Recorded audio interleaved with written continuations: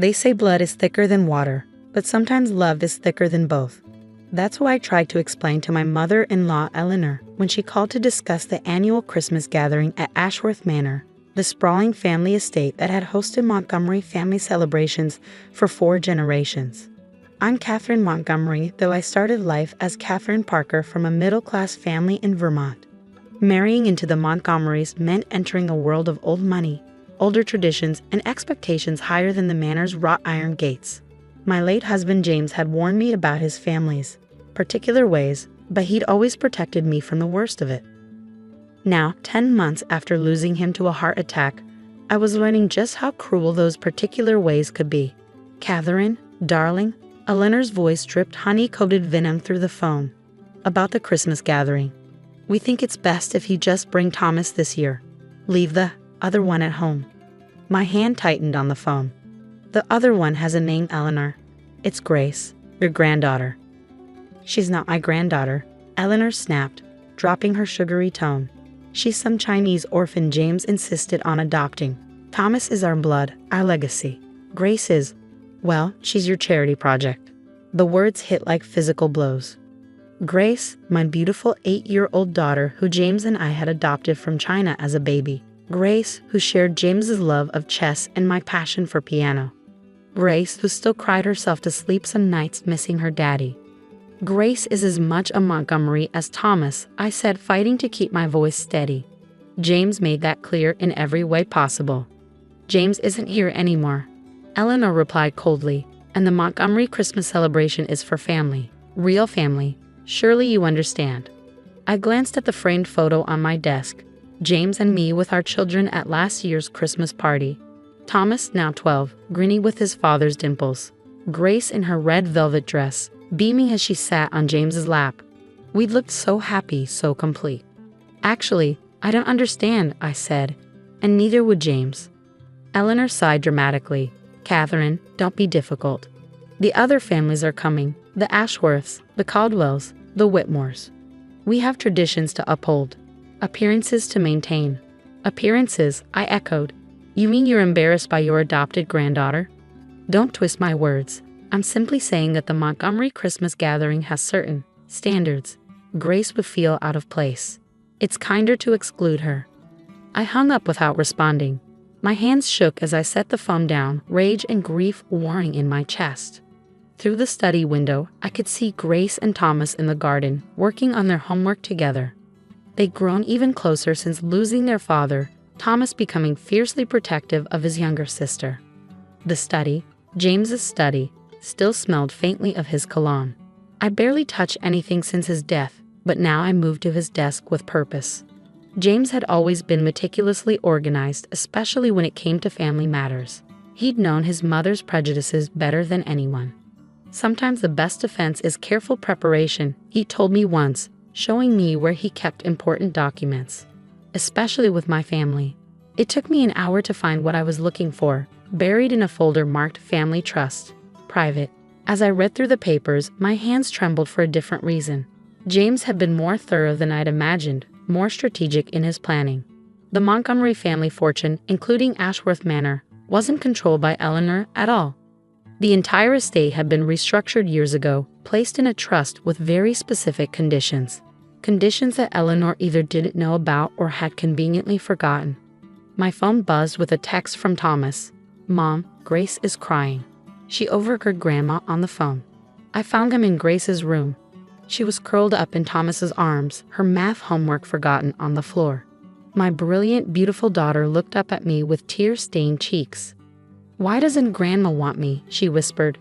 "Is it because I'm adopted? Because I'm not really family?" I sat on the bed, gathering both my children close. "Listen to me, both of you. Family isn't about blood. It's about love. Your father knew that better than anyone." "But Grandma says," Grace started. "Grandma is wrong," Thomas interrupted fiercely. "You're my sister. Period." I kissed them both, my heart swelling with pride at Thomas's protective instincts. "Your brother's right, Grace, and I promise you, this Christmas will be different." That night, after the children were asleep, I made 3 calls.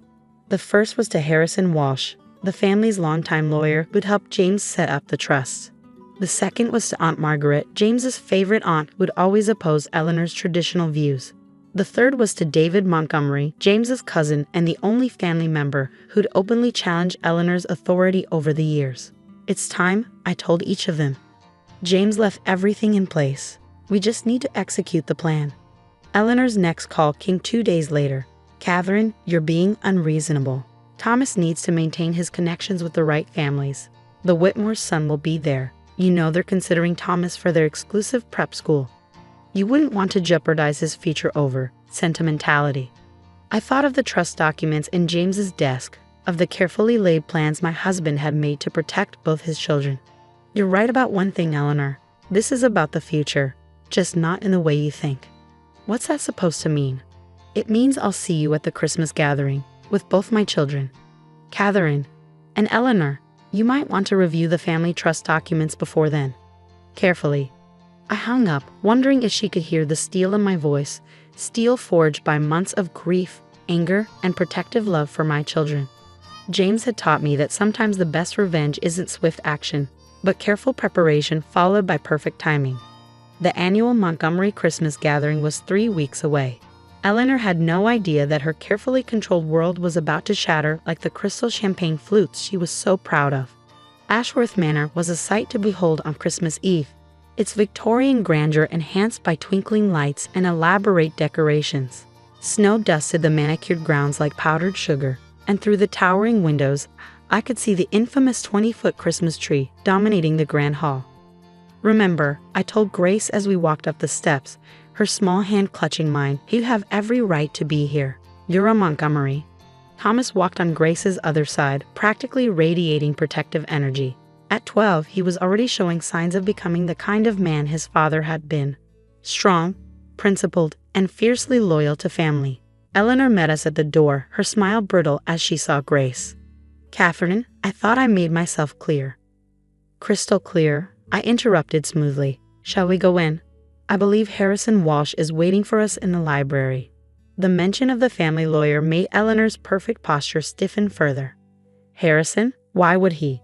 "All in good time," I said, ushering my children past her. The grand hall was already filling with guests, the cream of Boston society in designer clothing and family heirlooms. I noticed several people doing double takes at Grace's presence, whispering behind manicured hands. Aunt Margaret swooped in immediately, enveloping Grace in a warm hug. "There's my favorite chess partner. Grace, darling, you must tell me how your tournament went last week."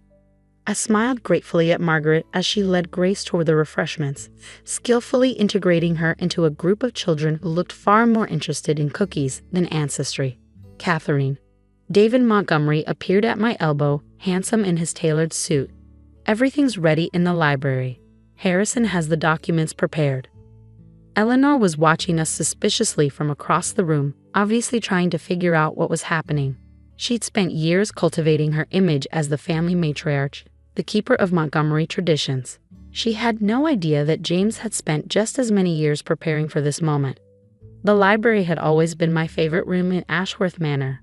Floor-to-ceiling bookshelves, leather chairs that smelled of history, and James's presence somehow strongest here among his beloved books.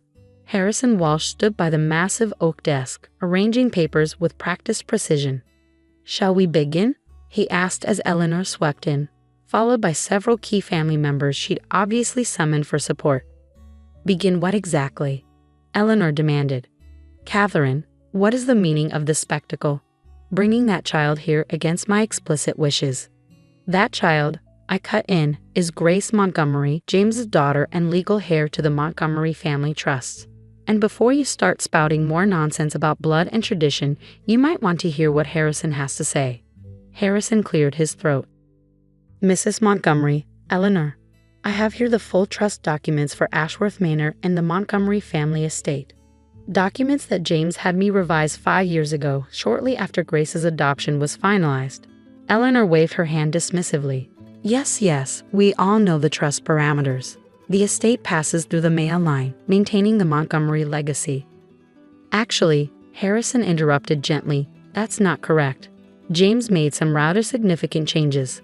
The trust now specifies that inheritance passes equally to all his legal children, biological or adopted. Furthermore, He paused, adjusting his glasses. The trust contains specific anti-discrimination clauses. Any attempt to exclude or discriminate against a legal heir based on their adoption status results in immediate redistribution of control. The color drained from Eleanor's face. What? In simple terms, I said, by attempting to exclude Grace from family events and challenging her status as a Montgomery, you've violated the trust conditions. As of this moment, control of Ashworth Manor and the majority of the Montgomery estate passes to a board of trustees, led by myself and David, until both Thomas and Grace reach adulthood. The library erupted in chaos. Eleanor's supporters were shouting about tradition and family legacy, while David and Aunt Margaret moved to stand beside me, presenting a united front. This is preposterous. Eleanor's voice rose above the din. James would never. James did. David's quiet voice cut through the noise. Because he knew exactly who you were, Aunt Eleanor. He knew you'd try something like this after he was gone. I pulled out one final document, a letter in James's familiar handwriting. He left this for you, Eleanor. He asked me to give it to you if this day ever came. Eleanor's hands trembled as she took the envelope. As she read, tears began rolling down her cheeks, smearing her perfect makeup. My dear mother, she read aloud, her voice breaking. If you're reading this, it means you've chosen your precious traditions over my daughter's happiness. I've watched you all my life, seeing how your obsession with blood and legacy has poisoned our family. I loved you, but I refuse to let you do to my children what you did to me and my cousins. Grace is my daughter in every way that matters. By choosing to reject her, you reject me and everything I believed in. The choice, and the consequences, are yours. With love and hope for your eventual understanding, James. The silence that followed was deafening. Eleanor sank into a leather chair, the letter falling from her limp fingers. The annual Christmas party will continue, I announced to the room. All family members, all of them, are welcome. Those who have a problem with that are free to leave. Nobody left. Instead, something remarkable happened. Cousin Alice's daughter rushed over to Grace, asking her to play the piano. The Whitmore children invited Thomas to show them his new video game. Slowly, the younger generation led the way, showing their elders what real family acceptance looked like. Later that evening, I found Eleanor alone in the conservatory, staring out at the snowy gardens. He was right about me, she whispered as I approached. I've spent so long protecting what I thought was important. I forgot what actually matters. It's not too late to change, I said quietly. Grace has an amazing capacity for forgiveness. She gets that from James. Eleanor turned to me, her face stripped of its usual perfect mask. Would you help me learn to be better? For Grace? For James? I thought about James, about his belief in redemption and second chances. Yes, I said finally, but you have to prove you mean it. Actions, not words. The changes didn't happen overnight. Eleanor had decades of prejudice to unlearn, but she committed to the process with the same determination she once applied to maintaining traditions. She started with small steps, attending Grace's piano recitals, asking about her chess competitions, learning to cook Chinese food for Lunar New Year celebrations. A year later, Grace's 9th birthday party was held at Ashworth Manor. Eleanor surprised everyone by hiring a Chinese cultural group to perform traditional dances and music. Watching Grace teach her grandmother how to use chopsticks, I saw James's dream of a truly united family slowly becoming reality. The old family portrait gallery at Ashworth Manor has a new addition now. Next to the stern-faced Montgomerys of generations past hangs a photo of our modern family. Thomas and Grace front and center, Eleanor and me on either side, surrounded by cousins of various ages and backgrounds. Below it, Eleanor insisted on adding a new family motto. Legacy lives in love, not blood. James would have liked that. Sometimes, when I watch Grace and Thomas playing chess in the library using James' old set, I think about how love can reshape even the most rigid traditions.